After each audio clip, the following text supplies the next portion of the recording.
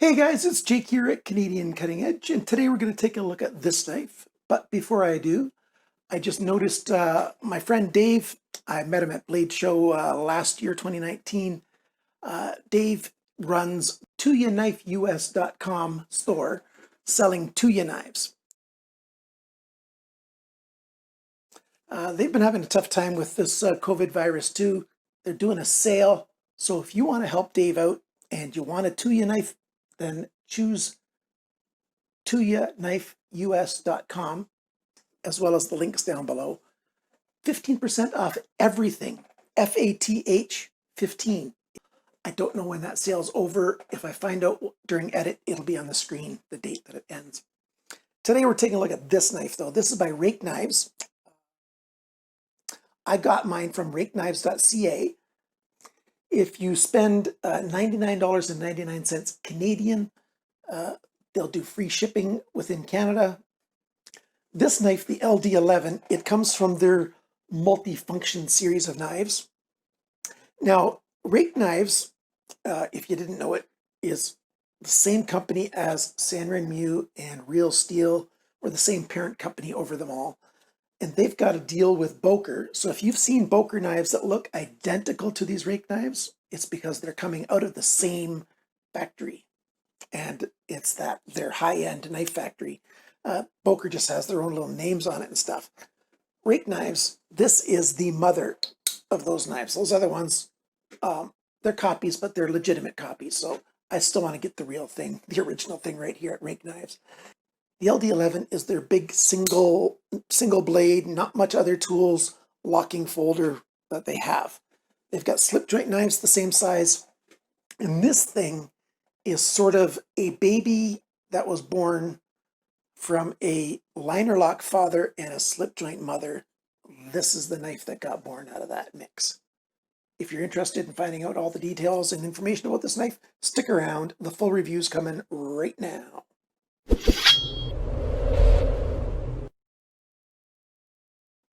So here's the knife on my table. You can see the different LEDs up here above with the reflection. This is sort of, I call it a semi-mirror polish. Some people might call it a mirror polish, but it's at least a semi-mirror polish. First, let's do our size comparison that we usually do with an Ontario Rat 1 knife. So the Ontario Rat 1 is not really an awful lot bigger than this knife. This is a good size knife. In fact, the cutting edge is very much the same length. So if you match it at the tip right there and swing them in, an 1/8 of an inch shorter cutting edge than the Ontario Rat 1. So yeah, full-size knife. It's G10 handle scales and Sandvik 12C27 stainless steel for the blade. Drop point style. Short little flat section here, but I'm still going to call it a full flat grind. There's the plunge, a nice sharpness choil. Thumb stud on the right side only. Liner lock, and this is the same type of liner lock that a Victorinox knife has, and I'll show you that a little bit later. Pocket clip is right side tip down only.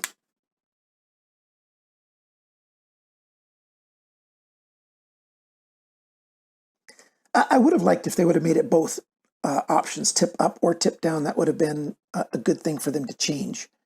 I don't mind tip down at all, but I actually did a video of tip up versus tip down quite a while back. We've got a tungsten tipped steel glass breaker. And it is removable, so if you don't like glass breakers, you can take a set of pliers and unscrew it if you don't want it back there, and it won't leave it looking too terribly bad either. It's just going to be a slight little threaded hole at the end that won't get used, and so that's not a big deal. We've got a back spring on here, just like a slip joint knife does. And so the back spring, as you can see, if I get it close enough, there, the back spring is extended a bit.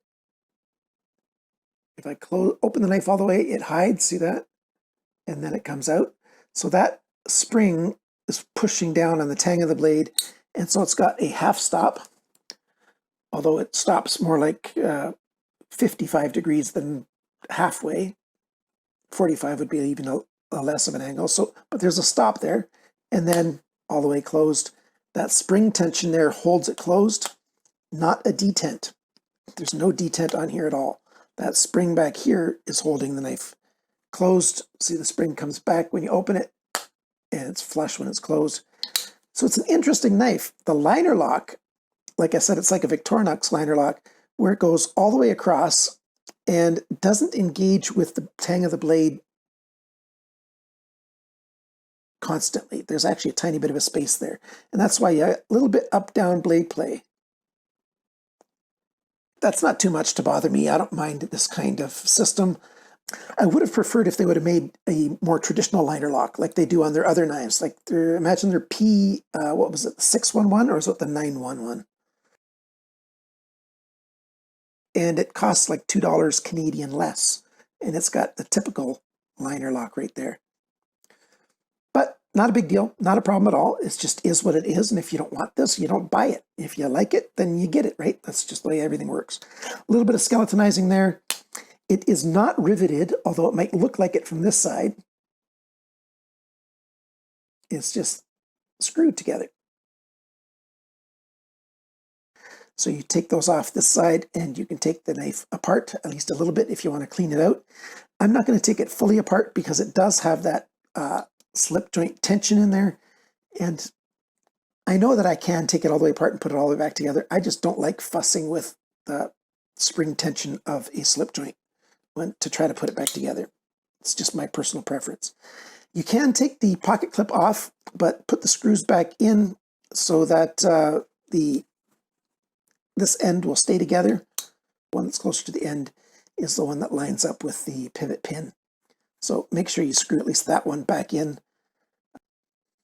So that's the rough coverage of the knife, but I forgot something. Notice that little hole right there?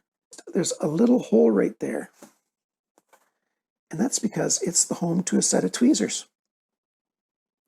A set of tweezers, oops, I put it in upside down, but I can still get it out. So it comes with a set of tweezers, and put those back in there. Sometimes you need tweezers. This knife is not just the LD11. There's the LD21, and then 31, and the 41, and there's the LD43. I think I reviewed the LD43. And as the numbers get bigger, it has more tools on it with it. Now there's more to these knives. This is the LD series. They've also got the L series, which has the same size blade, but it's a slip joint with a nail nick knife. LD locking, L same size, but not locking. And then they've got an M series, and then they've got an S series. And I still have to review this little guy. This is the S31, and so it's got three main tools. That's, I guess, what the 31 is for, I guess. You've got scissors, you've got a multi-tool function, pry bar, screwdriver, cordage ripper, bottle opener thing, and scissors. So I'll be reviewing this guy maybe next week, Wednesday. At least that's my goal. So they got the same thing, three different sizes, loads of different options, and we want to talk more specifically about this one. One other thing before I go to the sizes and dimensions, their knives do have serial numbers on them. There's a serial number right there, and this guy's got a serial number as well. You can register your knife, 5-year warranty. You know, they've got a good warranty. So let's go over all of the dimensions and everything, and I still misplaced my tiny little measuring tape. So as long as this white thing is on the corner of the page, well, here, I'll put this knife there. As long as that's on the corner of the screen, I'm talking dimensions. So if you want to skip past it, as soon as you see that disappear, I'm back to the other things. This knife is 93 grams. That's 3.3 ounces. The sharpness from the factory, 140 for the best. That's very, very good. Nice and sharp. The length of the cutting edge, 8.11 centimeters, 3.19 inches. The length of the blade, tip to the closest spot of the G10, 8.53 centimeters, 3.36 inches. The blade thickness, 2.97 millimeters, so 3 millimeters.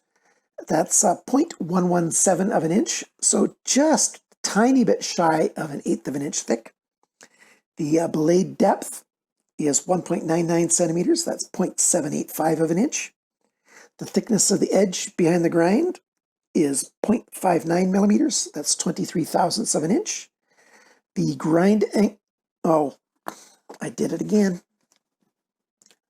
The grind angle is, I'll measure it and I'll tell you.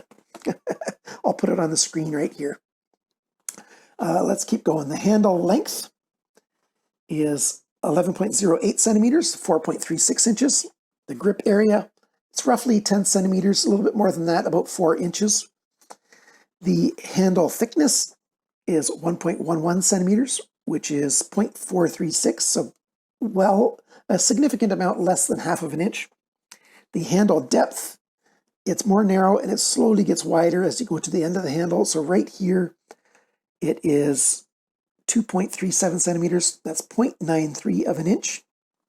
When the knife is closed, the widest area is right here, and that is 2.86 centimeters, 1.125, so 1.125 inches.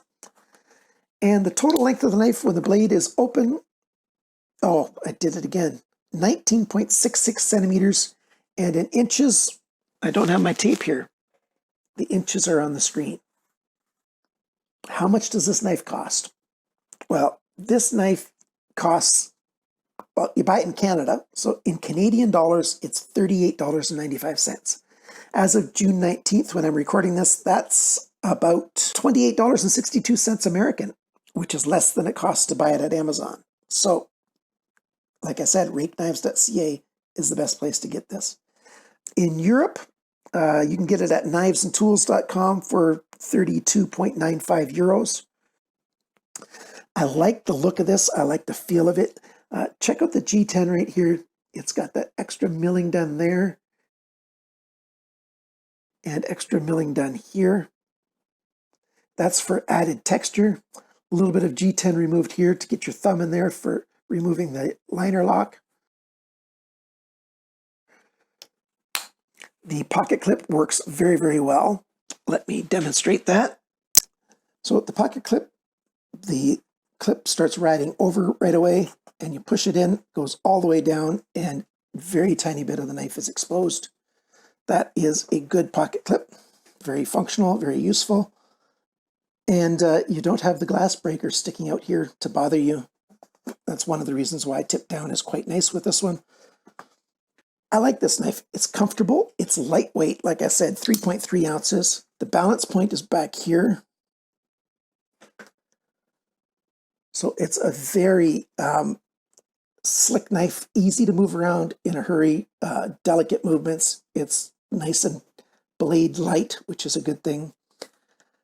They did a good job with polishing this knife. You've got your model number and everything right there. It's sharp from the factory, which I really like. They did a very good job on that. I'm not sure what the angles are that they sharpened it yet, but you guys know because it was on the screen. But as I'm talking, I don't know that yet. The size of the sharpener's choil is perfect. It's just past the plunge there after the ricasso. Pocket clip's got those nice staircase kind of design on it that makes your thumb grab it really well. You got a good texture to grab, and easy to open the knife. And like I said, that spring back there makes it so you can't flip it open. So even if it had roller bearings, ball bearings, or anything like that, you still wouldn't be able to flip it open quickly because of this back spring. So it is a slower open kind of knife, as in it's going to take you a full second instead of a quarter of a second to open it.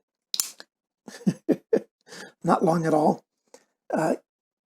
The liner lock release, it's raised up quite a bit there, so it's easy to get your thumb on it to disengage that lock. And that's how I do it. I put my thumb on it, start to close it, get my hand out of the way.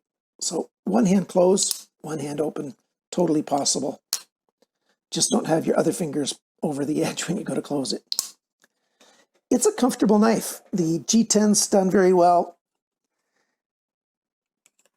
I showed you this before already. The tweezers, I'm not sure how often I've used tweezers like this, but the odd time, especially if I go camping, I like to have tweezers because it's not uncommon. You know, if you get a bee sting, you might want to get that bee stinger out of your skin, you know, and that's a good thing that the tweezers are for. Little slivers when you're camping, working with wood, you tend to get little slivers, and tweezers are good for that. And it adds almost no weight and just sits there out of the way. So what do you think of this knife? The biggest con for me is I wish they would have put in the extra effort and made those locks, the liner lock function like their P series of knives. That would have been a really good thing. But I don't mind this. I don't have a problem with that going up and down a little bit because it's not like it's made to bad tolerances. It's not like it's broken or anything. It's designed this way. So it works as designed, and so I don't mind. If you're looking for a knife like this and you're wanting other tools as well, I'll show you some pictures of some other ones with other tools.